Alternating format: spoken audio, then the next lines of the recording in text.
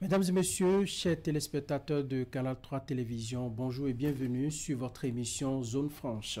Le vendredi 11 juillet 2025, on célébrait la journée africaine de lutte contre la corruption. Et dans cette veine, nous ouvrons le débat sur une préoccupation assez cruciale. Cette journée est-elle un véritable moment de bilan pour le Bénin dans sa croisade contre le fléau de la corruption?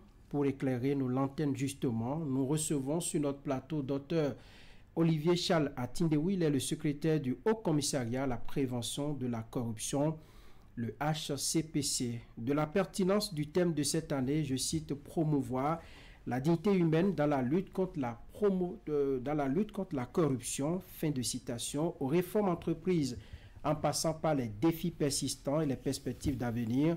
Nous allons passer au crible le tableau de la lutte contre la corruption dans notre pays. Docteur Atindeou, bonjour. Monsieur Aounou, bonjour. Merci d'accepter notre invitation. C'est tout un plaisir pour moi. Voilà. Nous sommes ensemble pour une heure d'échange, des échanges au cours desquels je ne serai pas seul à vous poser des questions. Eric Guédeno est également de la partie. Eric, bonjour. Bonjour Franck Aounou, docteur Olivier Charles Atindeou, bonjour. Monsieur Guédeno, bonjour. Franck l'a relevé, vous êtes le secrétaire du Haut Commissariat à la prévention de la corruption. À l'entame de cette émission, on va faire un peu d'histoire. Le 11 juillet est donc dédié à la journée africaine de lutte contre la corruption. Alors dites-nous, comment vous expliquez la raison d'être justement de cette journée et depuis quand et comment le Bénin a commencé par la célébrer? Je vous remercie une nouvelle fois pour cette opportunité que vous offrez au commissariat à la prévention de la corruption de s'adresser à l'ensemble des Béninoises et Béninois. Il se trouve que le Bénin est État membre, pour ne pas dire État partie plus précisément, à la Convention de l'Union africaine sur la prévention et la lutte contre la corruption. Une convention, je vais dire adoptée en 2003, mais qui est entrée en vigueur en 2006. Et concrètement, si on fait le calcul, nous sommes cette année au 22e anniversaire de l'existence de ce texte. Okay. Mais la commémoration d'une journée africaine de lutte contre la corruption ne date que nous sommes à la 9e édition. L'idée fondamentale, ce n'est pas de faire encore une journée de commémoration comme il en existe plein dans notre calendrier, mais c'est de poser ce moment de juillet qui vient légèrement avant les vacances, soit judiciaires ou voilà, vacances du gouvernement, ainsi de suite, tout le monde, pour faire un bilan, une rétrospection et en même temps une introspection. Voir ce que nous avons eu à faire, mais s'interroger sur l'adéquation entre ce qui a été fait et ce qu'on est pour envisager ce qui peut être amélioré. Voilà ce que je puis vous dire dans un premier temps. Mais je dois aussi préciser quelque chose d'important puisque vous m'avez posé la question. Si il y a convention de l'Union africaine sur la prévention et la lutte contre la corruption, s'il y a cette journée, et en plus, le thème de cette année est entre guillemets, justifie ce que je vais dire, il faut regarder la Charte africaine des droits de l'homme et des peuples de 86. Voilà. Et pour l'édition 2025, le thème retenu est promouvoir la dignité humaine dans la lutte contre la corruption. C'est un saut particulier, on peut le dire. Pourquoi ce focus spécifique sur la dignité humaine cette année? C'est important, très important. Avant, pour ne même pas aller trop loin, nous allons penser à notre Constitution. Là, pas la dernière réforme de 90, voilà, la base, qui dit clairement, en son titre 2, article 7, personne humaine. Voilà, droit et devoir de la personne humaine. La personne humaine est sacrée et inviolable. Nous avons, vais-je dire, heureusement, l'abolition de la peine de mort dans notre République. Mais ailleurs, lorsque vous êtes convaincu d'actes corruptifs, qu'est-ce qui se passe? Dans certains pays, on vous porte à mort. On porte un individu à mort. Une peine capitale. Capitale. Dans d'autres pays, lorsque vous êtes convaincu d'une infraction à la probité, On n'attend même pas parfois que la justice prenne le temps de faire son travail. Ce sont des représailles qui viennent de ces personnes qui n'ont pas intérêt à ce que le convaincu, entre guillemets, bon, allez, présomption d'innocence, on va dire ça, présumé coupable, puisse venir se défendre. C'est une vindicte populaire. Cette vindicte populaire peut passer par la torture, une privation de liberté, et par, vais-je dire, la violation d'un certain nombre de droits nécessaires à la personne humaine. Donc, nous rappeler que il est important, lorsque nous avons, peu importe les stratégies de lutte contre la corruption, peu importe la stratégie de prévention, nous devons faire avec la dignité humaine. Trouver la frontière entre ce qui est de l'ordre du répressif, nécessaire, je le dis, nécessaire, et le respect de la dignité humaine. Je me demande si on mesure bien la portée de ce thème-là lorsqu'on parle de, disons, promouvoir la dignité humaine dans la lutte contre la corruption. Aujourd'hui, lorsqu'on analyse un peu disons, les facteurs qui entraînent à la corruption, il y a également que, bon, parfois, on a envie de se donner une certaine... de gagner un peu sa vie, son niveau de vie, d'aller à un certain niveau de vie, ainsi de suite. Mais qu'est-ce que nous faisons pour donner corps à cette problématique qui est posée dans notre pays, la dignité humaine dans la lutte contre la corruption? Parce que pour éviter la corruption, il faut bien payer les agents, il faut bien entendu les mettre dans de bonnes conditions et aussi. Est-ce que cela, nous le faisons suffisamment au Bénin? Nous le faisons très bien. Parce qu'aujourd'hui... Si on le faisait très bien, on ne parlerait pas de lutte contre la corruption, le Haut Commissariat n'existerait peut-être pas.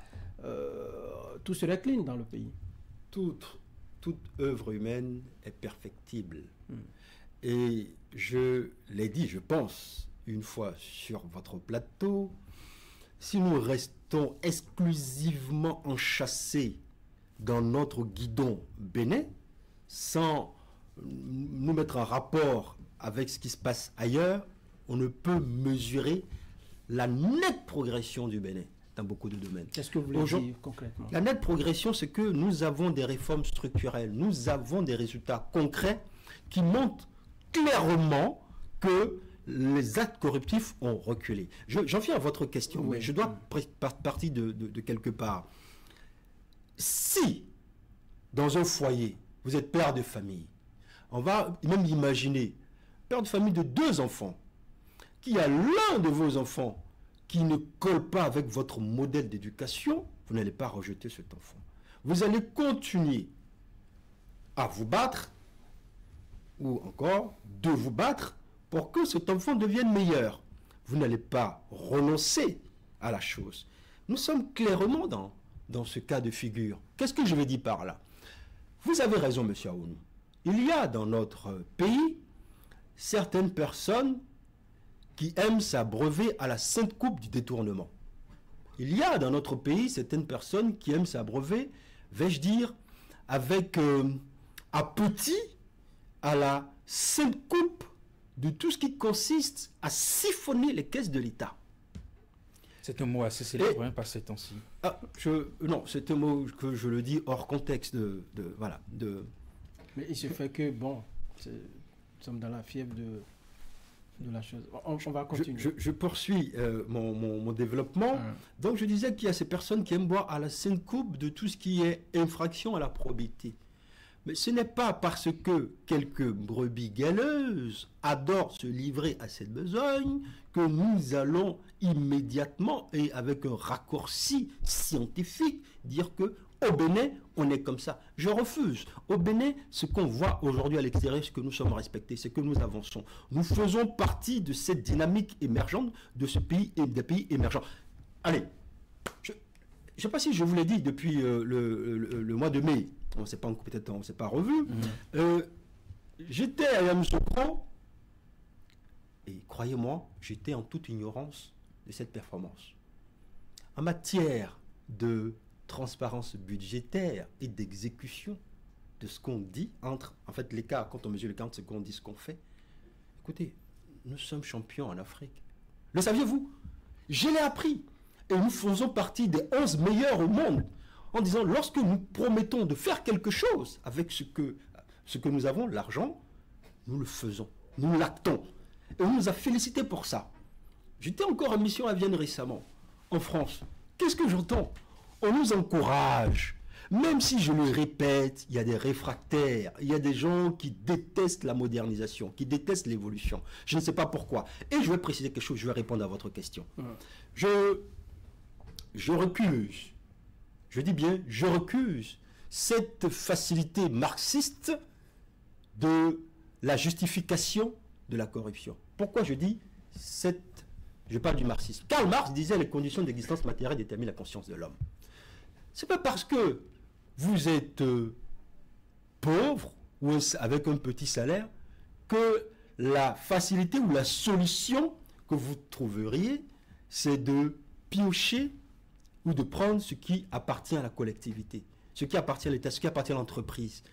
J'estime au commissariat, il y en a qui sont rassasiés, mais qui veulent l'être davantage, qui vont traîner leurs mains sur les biens de l'État, sur les fonds de l'État, ou bien qui vont pour corrompre des agents de l'État pour avoir des prestations, par exemple. Parfait. Vous avez touché du doigt ce que je voulais vous dire, partager avec vous. Ce n'est pas la condition de l'être, condition matérielle de l'être, qui détermine sa capacité à dire oui ou non à l'acte corruptif. Au Haut Commissariat à la prévention de la corruption, et le Haut Commissaire et moi, et mes collaborateurs, nous estimons que c'est un travail au niveau de l'infrastructure mentale. C'est ce qu'il y a à l'intérieur. Je dirais, quel rapport avez-vous de vous en tant qu'homme digne, puisque nous sommes dans la dignité humaine, quel rapport avez-vous de vous en tant que, je vais dire, utilité dans la construction de l'État, d'une société dans laquelle vous devez vivre, et quand vous allez partir, vos enfants vont y vivre? C'est ça la véritable question. Il se trouve qu'il y en a qui, aujourd'hui, pour dire, double chemin, comme on le dit en fond, après moi le déluge, en français, il y en a qui voient, mais je pense qu'ici, sur ce plateau, personne ne partage cette vision de la chose. Après, on en parle. À suivre votre développement, on se dit que c'est votre façon à vous de minimiser encore les poches de corruption ou notre niveau de corruption au Bénin en faisant une comparaison avec des pays qui sont peut-être mauvais. Mais est-ce qu'il ne faut pas se comparer avec des pays qui sont bien meilleurs que nous? Monsieur Guédenon, alors nous allons commencer un petit exercice, si vous me permettez. Citez-moi un pays bien meilleur que nous et je vous donnerai... Donc vous devez en avoir sur la liste, c'est votre domaine. Le pays bien meilleur que nous en termes de lutte contre la corruption? Oui. C'est cela? Oui. Quel est ou quels sont les indicateurs ou quels sont les instruments de mesure nous permettant de dire que ce pays est mieux que nous? Vous voulez parler de classement de Transparency International? En tant qu'universitaire, là, c'est l'université qui parle. En tant qu'universitaire, je ne cache pas le fait que je rejette cette approche quantitative où il n'est question que d'agréger un vernis ou une superficialité de choses. Mais quand ce même rapport positionne le Bénin comme étant un bon élève, vous le citez bien, ce rapport, pour votre communication. Oui, parce que créeur de normes, créeur de monstres, disaient les constructivistes. C'est encore vrai. Il se trouve que quel est, ou qu'est-ce que nous avons en Afrique, qu'est-ce que nous avons fait en Afrique, susceptible de nous permettre d'user d'un instrument par et pour les Africains. Aujourd'hui, on n'a encore rien fait. Mais, on va dire, allez, on va se flatter un peu, le Bénin a pris le lead.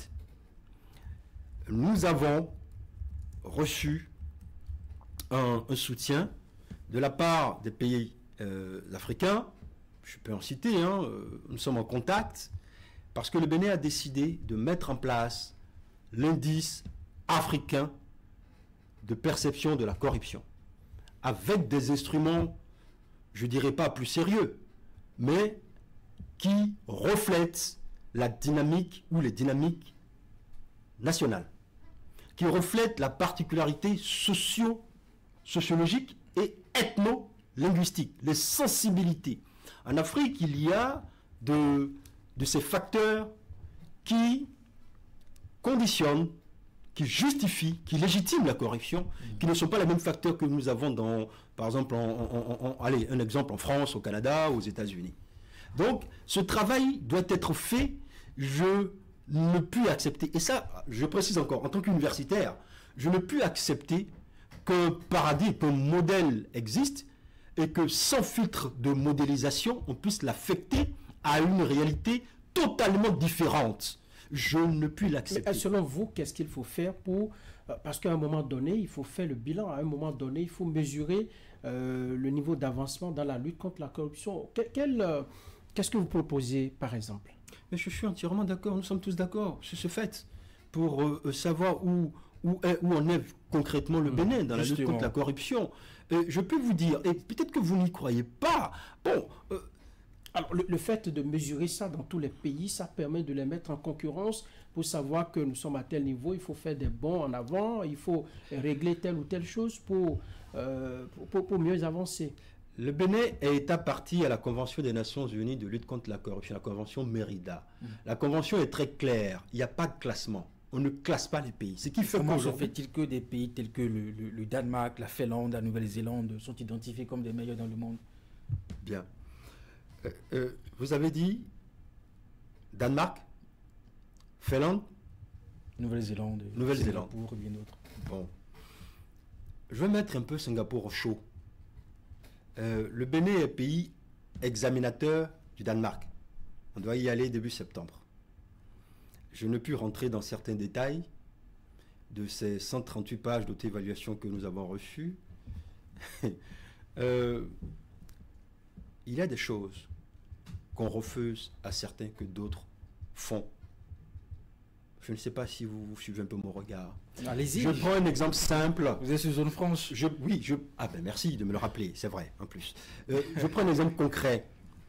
On refuse à certains pays de recevoir des financements de groupuscules, de recevoir des financements peut-être d'entreprises, de mécènes si vous voulez.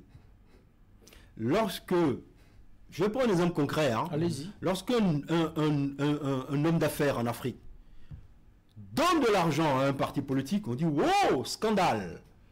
Il y a juxtaposition de l'intérêt d'État et de l'intérêt privé. On crie. Mais il se trouve qu'ailleurs, lorsqu'on veut mobiliser les fonds, excusez-moi, ce n'est pas une œuvre caritative qui donne de l'argent. Ce n'est pas la fondation d'Abbé Pierre qui donne de l'argent. Pourquoi on n'indexe pas cela comme étant un acte de corruption? Pourquoi on ne crie pas au scandale? Pourquoi on ne dit pas comme Max Weber l'avait dit en son temps, on a crié sur lui? Mais c'est qu'on... Oui, peut-être que chez eux, dans leur pays, la chose n'est pas interdite. Ah ben justement, si la chose n'est pas interdite dans leur pays, il ne faudrait pas qu'on en use pour abêtir, pour affaiblir la construction du Bénin ou de ces pays africains. Et croyez-moi, je le dis avec conviction, ça veut dire quoi? Si nous avons des instruments, il faudrait qu'on appelle ces instruments des instruments à tout le monde. Il ne faudrait pas, parce qu'on parle d'Afrique, estimer que nous sommes impotents, nous sommes insignifiants, nous sommes faibles dans la capacité à donner une réponse ferme à certains actes accusatoires que nous traiteraient de faibles, d'incapables de réfléchir, d'incapables d'avancer. Je refuse cela. Je dis simplement que lorsque vous, moi, on va se proposer concrètement un instrument, une manière de voir la corruption, de mesurer la corruption au Bénin, je reviendrai ici et je vais en parler. Le travail est en train d'être fait. Et c'est pour ça, justement, je suis d'accord avec vous, M. Aounou. Il y a une faiblesse que nous avons identifiée, nous allons corriger le tir. Le travail se fait, mais on ne peut pas, entre guillemets, avec des claquettes comme ça, de doigts, ou des claquements de pieds, de doigts, dire, paf, on vient de sortir un indice, tester, ça va marcher. Il faut prendre le temps, discuter avec les experts, discuter avec la société civile, même des personnes ressources du secteur privé, comme ça a été fait ce jour avec des personnes de AGL, on en parlera tout à l'heure si vous voulez, parce qu'il y a des choses, vous n'êtes pas au courant, j'ai découvert des choses aujourd'hui, qui sont en place dans des entreprises et qui... Allez, mais justement, c'est l'occasion de les évoquer, parce que qu'est-ce qui vous permet, avec des chiffres concrets, avec des exemples, que les choses bougent dans notre pays? Parce que les récents événements que nous avons au pays nous amènent à penser le contraire.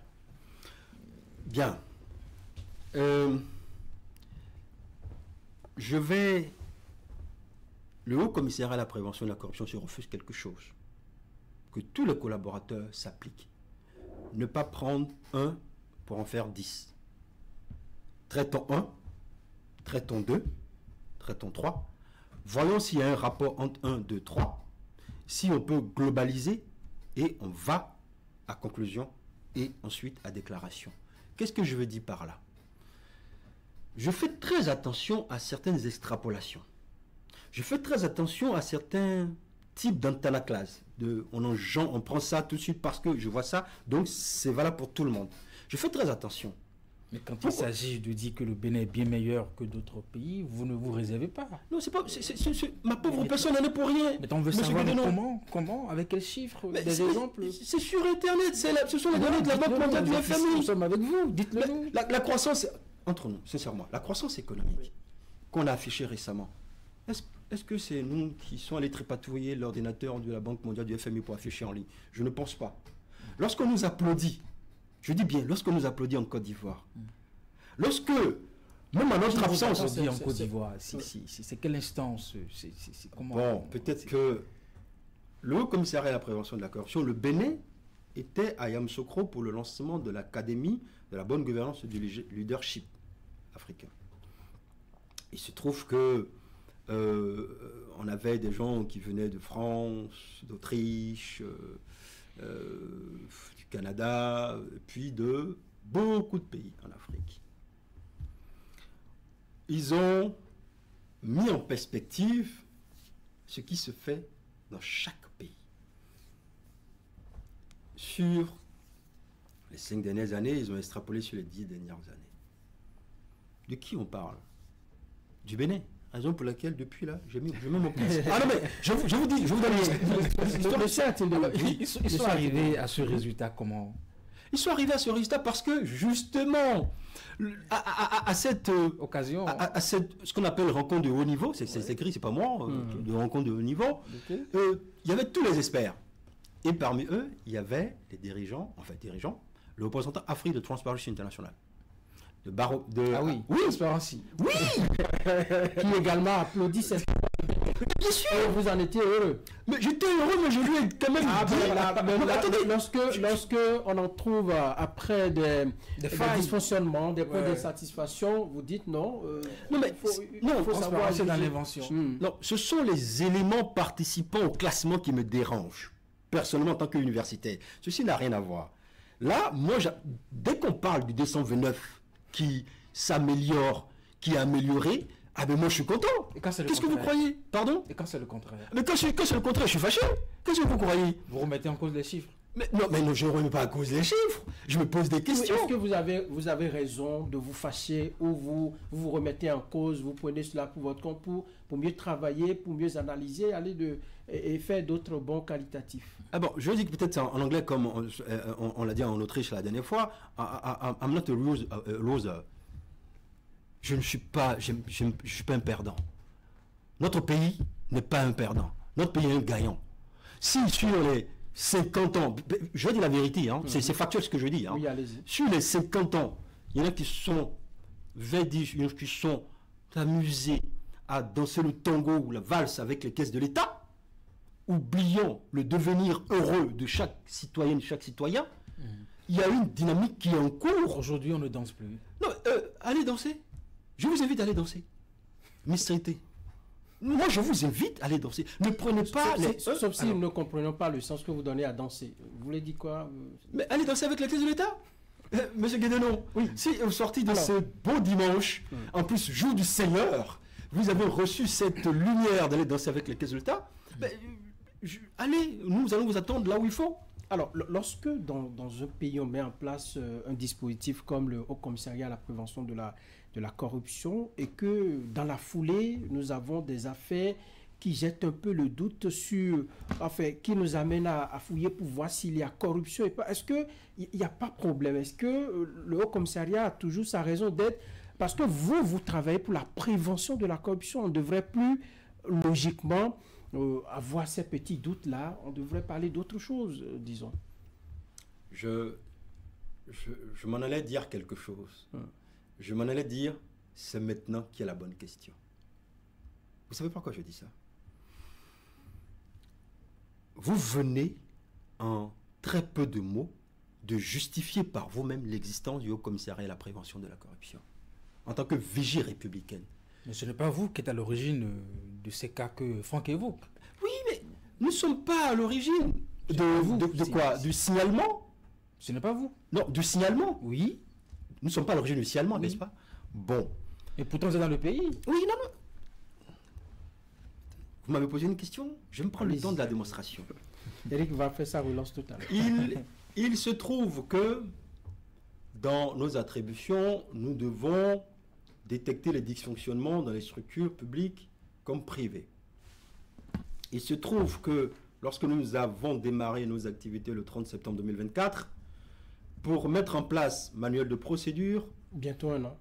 Oui, bientôt un an, je suis d'accord avec vous. Pour mettre en place manuel de procédure, pour avoir encore les moyens pour lesquels nous nous battons jusqu'à ce jour, pour travailler, je dirais, il faut clairement aimer son pays. Je ne suis pas en train de dire c'est parce qu'ils n'ont pas de moyens que nous ne travaillons pas. Ce n'est pas ça. Je dis simplement qu'au travers de votre question, elle est bonne. Au travers de cette question, je vais vous dire quelque chose de simple. Le Haut Commissariat se bat pour que chaque structure publique et privée dispose d'un système d'alerte et de signalement. Tout à l'heure, j'ai cité AGL. Ça existe en interne. C'est un exemple que nous sommes allés inspecter aujourd'hui de ce qu'il faut faire partout. C'est quelle structure? Maintenant, AGL, oui, pardon, veuillez m'excuser. Ce n'est pas une structure d'État, c'est cette structure qui gère le port. C'est Africa Global Logistique, plus précis. Excusez-moi. Et donc, pour finir et répondre entièrement à votre question, lorsque dans une entreprise, vous avez un code de conduite anticorruption, lorsque dans une structure, vous avez un système d'alerte, de signalement, par voie hiérarchique, lorsque vous avez le renforcement des capacités et que cela fonctionne, mais cela ne change pas l'infrastructure mentale des gens. Ça ne veut pas dire que tout est rose, tout est bon, tout fonctionne correctement. Est-ce que le signalement se fait publiquement, tel qu'on l'a fait à Parakou avec le ministre, l'ex-ministre de l'énergie et de l'eau? Est-ce que ça ne pose pas un problème? Parce que vous voyez, ça a bousculé un peu la République, ça a mis tout le monde en branle, et puis vous en êtes arrivé même à mettre en place une commission pour travailler là-dessus. Au Parlement, on ne s'est pas empêché de mettre en place également une commission d'enquête. Bref, en principe, on ne devrait plus être là avec le Haut Commissariat à la prévention de la corruption. Monsieur Aoulou, à vous entendre parler, j'ai comme l'impression qu'en face de moi, il y a un pasteur qui tente qui est omnibulé par un démon qu'il voit un peu partout. Peut-être... Oui, omnibulé par un démon, la corruption que je veux voir disparaître, et que j'ai une structure étatique qui doit travailler pour cette cause-là. Oui, c'est légitime. Blanc n'a pas le sentiment c'est légitime, que ce démon ait peur. Vous parlez encore, et je vous remercie parce que ça donne de la motivation au commissariat à la prévention de la corruption. Vous parlez comme si nous existions depuis 10 ans. Je comprends et je mesure votre impatience. Je vous attendais à ce niveau. Oui. Vous existez depuis quand? Bientôt un an. Bientôt un an. Bientôt un an. Vous avez évoqué tout à l'heure que votre mission, c'est de détecter des dysfonctionnements. Je prends un exemple dans les structures de l'État. Un an après, combien avez-vous détecté? Directement fait par le Haut Commissariat? Oui. Je dirais, à l'heure actuelle... 0. Non, je ne dirais pas cela. On n'a pas eu connaissance, c'est pas dans l'actualité que le Haut Commissariat a pu... Vous êtes encore à l'étape de l'échauffement. A pu identifier des postes de corruption dans l'administration publique, par exemple. Je pense que prochainement, au lieu de dire Éric Guédenon, je vais dire Éric Guédenon Épicure. Pourquoi? Parce que monsieur... veut avoir une connaissance des choses parce qu'il voit. On dit, c'est vrai, vous avez raison, un aveugle-né n'a pas la notion de la couleur. Je comprends. Mais je vais vous dire quelque chose. Ce n'est pas parce que la chose n'existe pas médiatiquement que c'est du néant. Mais dites-nous alors, allez-y. Non, ça ne fonctionne pas comme ça dans une république sérieuse. Nous ne sommes pas... certains ailleurs nous ont traité de république bananière, vous avez entendu. Hein. aujourd'hui, nous appliquons les procédures. Et justement, on parle de dignité humaine. On parle de lutte contre la corruption.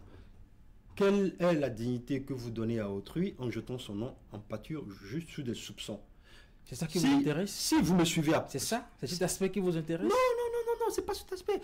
Qu'on a jeté quelqu'un en pâture? Non. Je ramène... Soit on veut lutter contre la corruption, soit on ne veut pas lutter contre la corruption. Si vous donnez des affaires que vous avez pu détecter, en tout cas sans donner les noms, c'est assez suffisant pour qu'on sache que dans telle structure, au moins, vous avez pu détecter quelque chose qui ne marche pas, qui est un dysfonctionnement.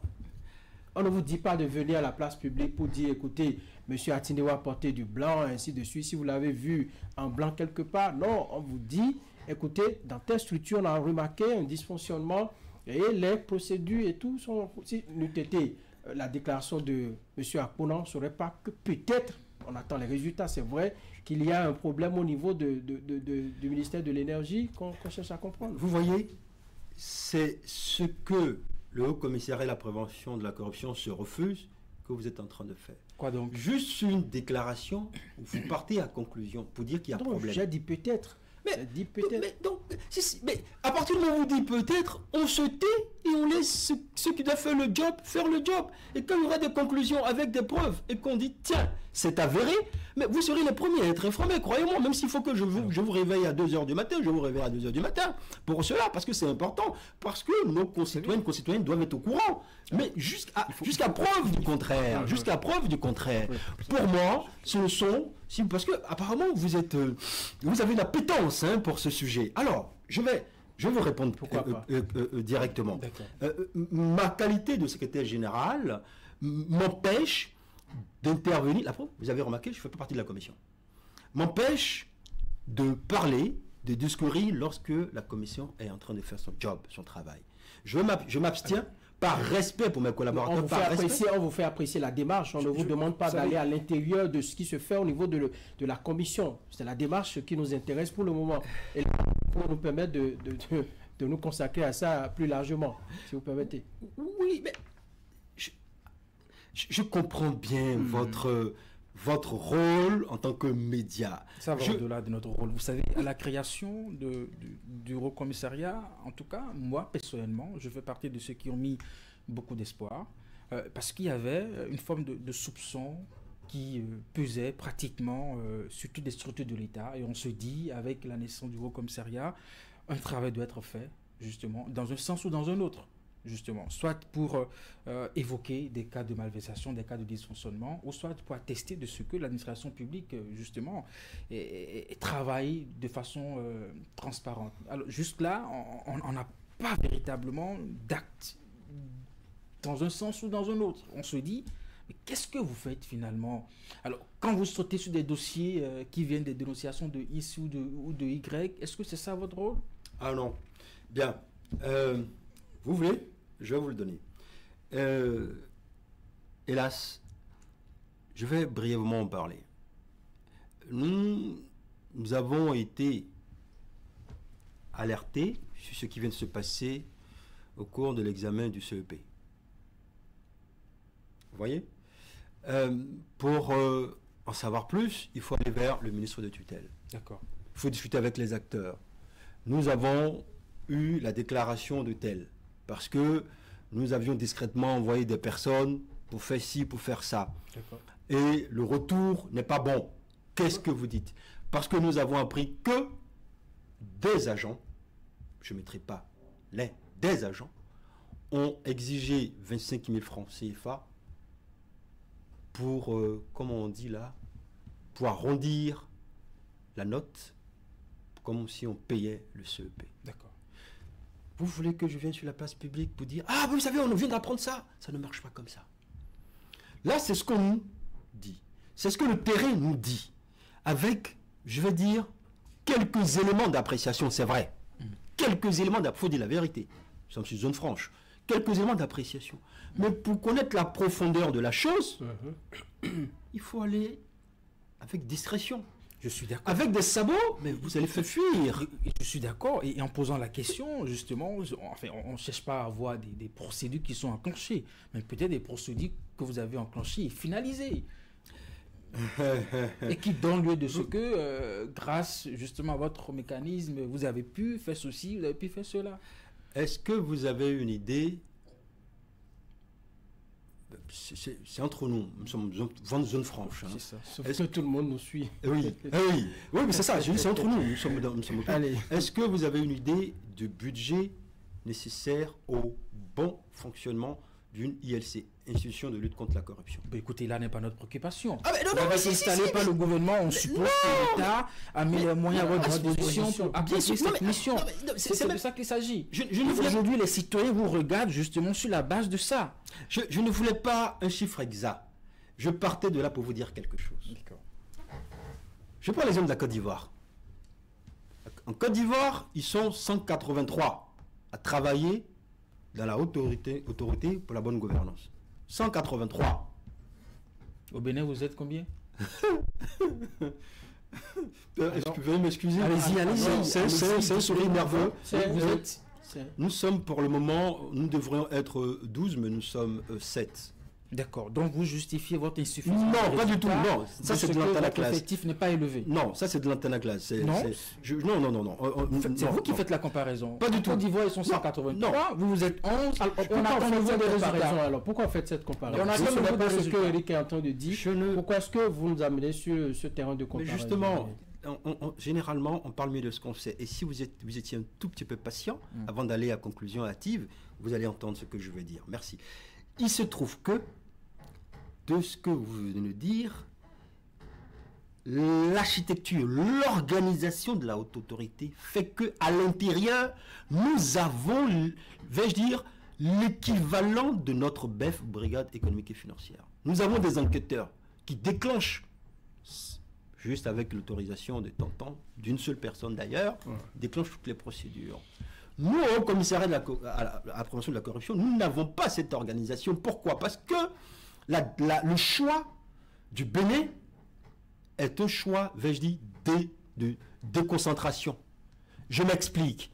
Il y a la Criette, il y a la Centif, il y a la BEF, j'oublie quoi au passage, il y a le Haut Commissariat à la prévention de la corruption, il y a la CPD, et c'est dans cette synergie que nous devons travailler. L'idée, c'est de ne pas se marcher dessus. C'est ce qui se passe, on ne se marche pas dessus. Mais il ne revient pas, par exemple, au Haut Commissariat, dans de telles conditions, c'est là j'en venais, dans de telles conditions de dire que nous allons à enquête spontanément. Il est vrai, je ne vais pas rentrer dans les détails, nous avons des programmes qui nous permettent de savoir ce qui se passe à l'intérieur d'une structure publique ou d'une structure privée. Mais, pour mettre ceci en place, il y a tout un... Attendez, on n'est pas dans un bordel, monsieur. Monsieur le secrétaire général. Oui. Alors, il vous faut combien de temps pour, par exemple, bien nuller les lanceurs d'alerte, pour bien nuller tout ce que vous dites là, afin que on n'ait pas à nous lever un matin pour que des affaires nous tombent là-dessus, comme ça, comme un coup de massue, qu'on parle de malversation dans tel ou tel, parce que l'objectif c'est de prévenir et non véritablement de guérir, de venir pour éteindre le feu, pour éviter que les caisses de l'État soient objet de détournement, ainsi de suite. Il vous faut combien de temps? Qu'est-ce qu'il vous faut au niveau de beaucoup d'argent? C'est beaucoup de personnel? Encore 2, 3, 4 ans, c'est ça? Ce n'est pas... si je vous suis, et de votre doctrine ou philosophie de la chose, ce n'est pas une question de temps ni de moyens. Si je résume bien ce que vous êtes en train de nous dire. Donc, ce que je vous ai entendu dire, dans la volonté de l'État de mettre des moyens à votre disposition, vous allez refuser? Ah non, on va accepter bien sûr. Mais ce que je veux concrètement partager avec vous, c'est ceci. Vous estimez qu'une politique publique se fait en une journée et qu'on a les résultats en une semaine, en un mois. Si je vous écoute. Là, je n'ai pas dit ça. Là, mais... On n'a pas dit une journée, vous êtes là depuis un an. Moi, je vous mot, parce que vous avez dit tout à l'heure, on a dit comme si... nous, les moyens, on se bat encore pour, et puis vous avez dit beaucoup de choses. C'est sur cette base-là que j'ai posé ma question. Messieurs Aounou et Guédenon, sincèrement, il y a 6 mois en arrière, qui connaissait le Haut Commissariat à la prévention de la corruption? Il y a 6 mois, 7 mois, qui connaissait le Haut Commissariat à la prévention de la corruption? Personne. J'ai comme l'impression que vous vous occultez. Aujourd'hui, on vous connaît? Oh oui. Non pas parce que vous avez mis en lumière des dossiers. Hein. Non. Justement. On nous connaît parce que nous sommes sur le terrain. Quand vous commencez, vous arrivez quelque part, vous présentez vos civilités. Donc c'est ce que vous faites juste là. Pour ne pas qu'on vous traite d'impoli. Donc c'est ce que vous faites juste là. Non, attendez. Il faut qu'on soit clair avec ceux qui nous regardent. Nous avons été créés, on ne nous connaissait pas. Nous devons dire aux Béninois qui nous sommes, ce que nous faisons et pourquoi nous le faisons. Quand nous sommes allés dans le... Vous pouvez le dire, des actions fortes, non, des actions évocatrices, ça va encore... Certains journalistes aiment le spectaculaire. Nous ne sommes pas dans le spectaculaire, nous sommes dans le concret. Vous ne parlez pas de nous. Ah non, pas du tout. Je l'ai cité, certains journalistes aiment le spectaculaire. Pendant que vous faites ça, pendant que vous êtes dans les civilités, les gens déclarent, enfin, ils siphonnent les caisses de l'État. Alors, on vous a vu sur le dossier de M. Richard Bouniourou, en tout cas, le haut-commissaire s'est saisi de ce dossier, n'est-ce pas? A lu un communiqué Ah non, parce que le ministère de l'Intérieur a fait un travail qu'il faut féliciter, applaudir. Le ministère de l'Intérieur n'a pas eu besoin du haut-commissariat pour faire ce qu'il doit faire. Vous êtes contenté de condamner après? Non. On ne s'est pas contenté de... Vous voyez, expliquez-nous, nous posons des questions pour mieux comprendre. Mais c'est votre rôle d'être bien informé. Aujourd'hui, ce dossier à quel niveau, justement, au niveau du haut-commissariat? Mais posez la question au ministère de l'Intérieur. Le haut-commissariat à la prévention de la corruption a invité tous les acteurs à aller jusqu'au bout de la procédure pour que les Béninoises et les Béninois puissent en savoir. D'accord. Mais ça, c'est clair. Allez, on demande la transparence. Après la question de... Nous allons évoluer. Allez-y, finissez. Vous m'avez posé une question. Oui, vous m'avez posé une question. Vous allez me permettre de vous donner la bonne information. Le haut-commissariat ne s'est pas saisi de ce dossier. Le ministère de l'Intérieur, je le dis, il faut féliciter le boulot qui a été fait là-bas. C'est un boulot formidable. Donc, donnons à César ce qui appartient à César et arrêtons d'attendre le spectaculaire. Donc le haut-commissariat ne compte pas jouer un rôle de... Non, mais s'il vous plaît, messieurs, vous avez occulté, et je ne sais pour quelle raison, mais ce que nous avons fait dans l'Ouémé, ce que nous avons fait dans le Borgou, ce que nous avons fait dans le plateau, ce que nous avons fait dans les Combines. Vous l'avez relevé, vous dites en train de faire des civilités, c'est ça? Non, mais c'est pas question de civilité. Nous sommes allés à la rencontre du nécessaire. Tout à l'heure, on a commencé... pas que ce que nous sommes en train de dire est un peu... Non, c'est pas cela. Mais nous avons commencé à développer une succulence discursive, là, quelque chose de très agréable pour nos téléspectatrices et téléspectateurs. Ce que nous disons n'est pas assez... Non, c'est pas ça, c'est pas ça. Non, c'est pas cela. C'est que là, on cherche à décortiquer un dossier. Allez, nous allons après la question de Eric, nous allons revenir si Franck me le permet, en tout cas, alors, sur le dossier de M. Paulin Apona, en tout cas sur ces déclarations, le haut-commissariat a mis en place une commission. Alors, on rappelle que le haut-commissariat à la prévention de la corruption a ses bureaux au palais, à la présidence, c'est bien ça? Bien sûr. Alors, vous mettez en place une commission, là, c'est pour voir vraiment l'indépendance du haut-commissariat qui va chercher justement à funer dans un ministère qui appartient à un système, à un gouvernement. Vous êtes sûr qu'il y a vraiment une transparence là? Comme je l'ai dit tantôt, il y a certains qui aiment vraiment le spectaculaire. Pourquoi je le dis? Je ne vois pas de rapport entre le fait d'être logé au palais de la Marina et le travail et l'indépendance du travail de la commission. Demandez, je dis bien, vous êtes journaliste, demandez à une personne de votre entourage susceptible de connaître quelqu'un travaillant au palais de la Marina s'il sait qui rentre au HCPC pour faire quoi. Cherchez à savoir. Et on en parlera. D'accord. Allez, je rappelle, le haut-commissaire, ça il faut que je le dise, c'est très important, je le dis merci encore au passage, il a mis son garde-corps personnel pour sécuriser les débats. Parce qu'ils ont besoin de sécurité. Là où ils sont, en dehors de moi et de quelques collaborateurs, personne ne sait où la commission travaille. Personne ne sait. Au palais. Au palais. Allez, nous allons maintenant revenir par le chef de l'État à la célébration de la journée. Mais avant, vous savez, vous l'avez dit tout à l'heure, vous êtes une vigie républicaine et vous fonctionnez sur la base certainement de beaucoup d'informations que vous recevez de part et d'autre. Il se fait que parfois on craint pour sa vie, on craint de ne pas, enfin, de se faire agresser, de subir des représailles. et de ce fait, on ne porte pas l'information vers vous. Qu'est-ce que vous faites alors pour garantir une certaine protection aux lanceurs d'alerte, par exemple, dans le cadre de votre travail? Monsieur Aoun, je vous remercie encore. Je constate au travers de votre discours que vous êtes bien renseigné et vous avez bien préparé l'émission. Pourquoi je dis ça? Parce que le thème de la 8e édition, donc l'année dernière 2024, de la journée africaine de lutte contre la corruption, ça portait sur le lanceur d'alerte. Il y a Social Watch qui fait un plaidoyer pour qu'on aille à loi et non à décret visant la protection juridique des lanceurs d'alerte. Mais moi, je veux bien qu'on dise lanceur d'alerte. Je puis affirmer que ma pauvre personne est bien placée pour vous dire ce que c'est. Parce que j'étais dans le petit carton de l'Organisation internationale de la francophonie, en collaboration avec ce que le CIFAF organisait comme formation de localiser des avocats de l'espace francophone, Afrique francophone. Je participais en tant que formateur à échanger avec les avocats sur ce sujet-là. Les fausses nouvelles, les droits de l'homme, et puis la protection en cas de juridique des lanceurs d'alerte.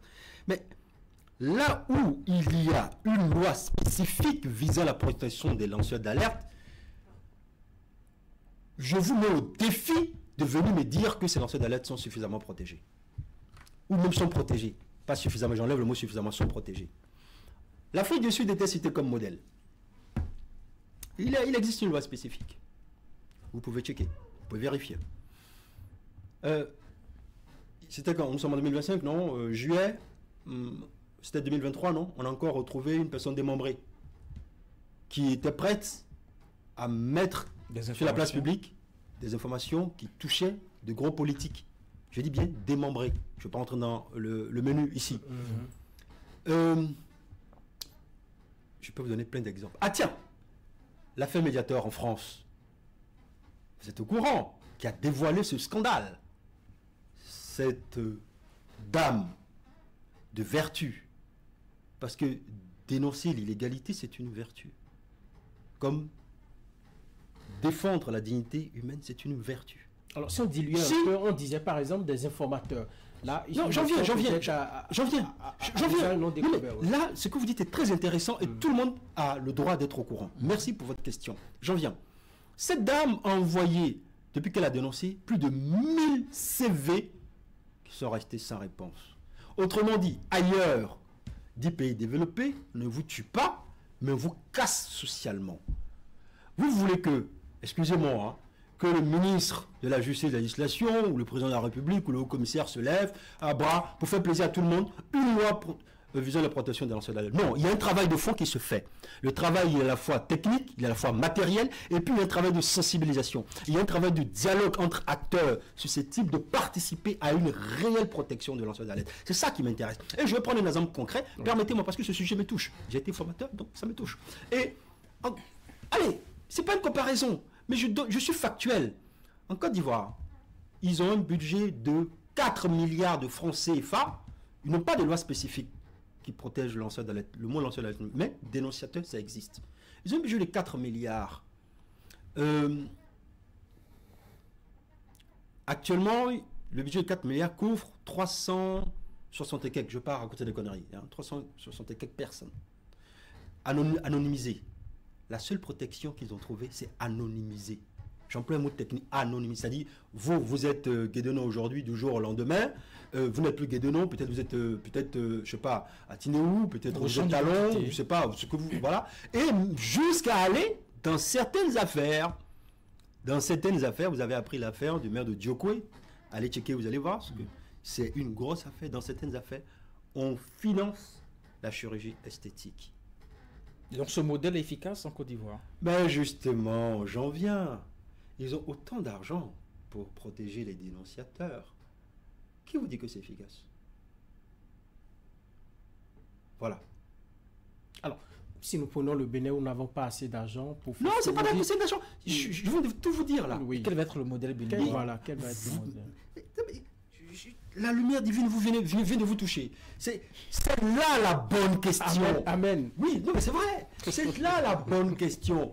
Comment pouvons-nous, avec notre réalité, parvenir à une réelle protection du lanceur d'alerte? Et pour répondre à cette question, parce que c'est du sérieux, c'est la vie des gens. Pour répondre à cette question, il faut discuter avec les uns et les autres. L'idée, telle idée, toi tu as telle idée, toi tu as telle idée, qu'est-ce qu'on fait concrètement? Parce que le travail technique est déjà fait. Le travail technique se trouve au commissariat à la prévention de la corruption. Nous avons fait ce travail technique depuis un bon moment. Vous pensez qu'on ne travaille pas? On travaille. On a fait ce travail technique. Parce que vous travaillez, que vous êtes là à nous dire ce que vous faites de beau au commissariat à la prévention. Bon, je l'ignore, mais nous travaillons. Le travail technique, c'est fait. C'est sur la table du haut commissaire. Et quand on dit top départ, il est prêt à donner. Et après, maintenant, on peut les diluer, on peut diluer ce travail technique en article, ça, ainsi de suite. Mais ce n'est pas l'article qui crée et qui fonde véritablement, qui matérialise la réelle protection. Parce que celui qui choisit de dénoncer, il renonce à quoi? À son honneur, à sa famille, à sa vie, à son job, ainsi de suite. Qu'est-ce que nous mettons en place comme mécanisme pour assurer tout cela? C'est la question. C'est ça. Vous l'avez relevé, le Bénin est une référence émergente. Alors, quels sont les principaux obstacles restants dans la lutte contre la corruption au Bénin et quelle stratégie le HCPC met en œuvre pour les surmonter? Bien.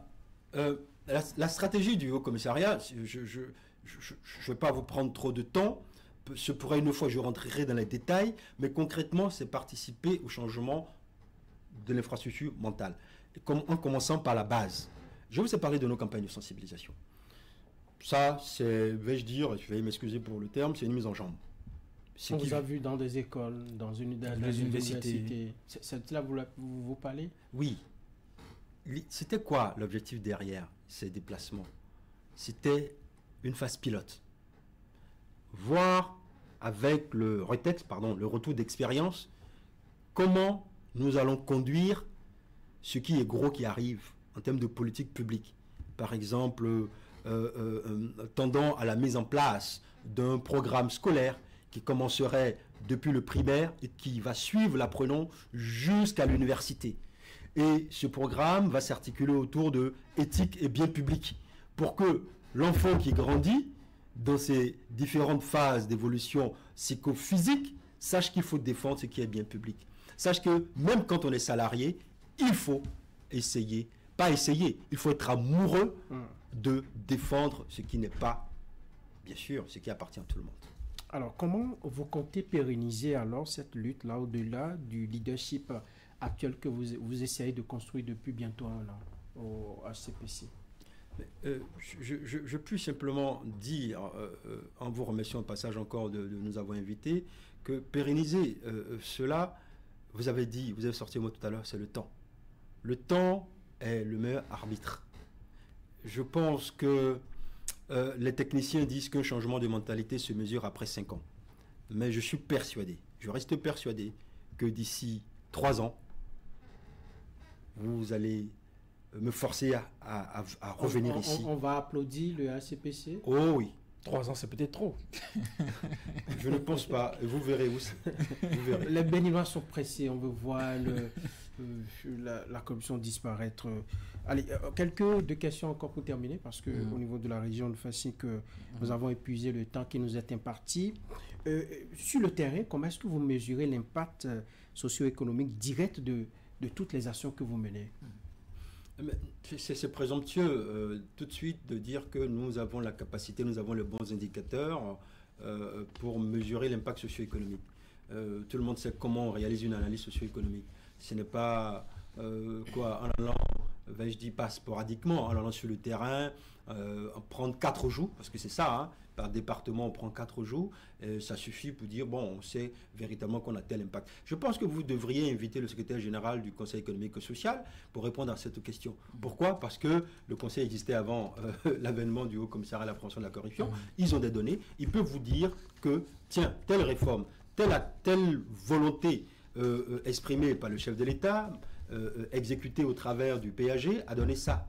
Et ils ont pu mesurer, parce que vous avez bien dit socio-économique. Donc je pense que vous méritez d'inviter le secrétaire général. Nous avons aussi la crise qui fait peur désormais. C'est un impact. Écoutez, la criette fait peur à ceux qui ont des choses à se reprocher. Je vous assure, la criette fait peur à ceux qui ont... C'est vrai que la criette doit faire peur, c'est vrai. Moi, je suis d'accord avec, parce que, comme disent...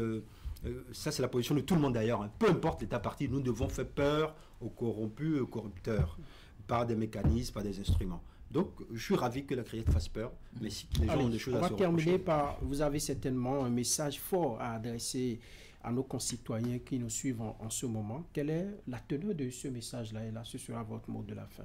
Mais le message, il est en un seul mot. Oui. C'est ensemble que nous devons construire, ou vais-je dire même poursuivre la construction d'un Bénin propre, juste et digne. Ce sera tout. Je vous remercie. Merci, Eric Guédinon. Ce sera tout pour cette émission dans le cadre de la Journée africaine de lutte contre la corruption. Nous recevions Dr Olivier Charles Atindewi. Il est le secrétaire général du Haut Commissariat à la prévention de la corruption, le HCPC. Avec lui, nous avons passé environ 1 heure pour décortiquer toute l'actualité autour, bien entendu, de cette thématique, les actions menées au niveau du HCPC pour enrayer la corruption dans notre pays et puis les perspectives d'avenir. Merci à tous et à toutes de nous avoir suivis. Merci à toute l'équipe de réalisation. Merci également au commissaire qui nous a également facilité la préparation de cette émission. Allez, bonne journée chez vous.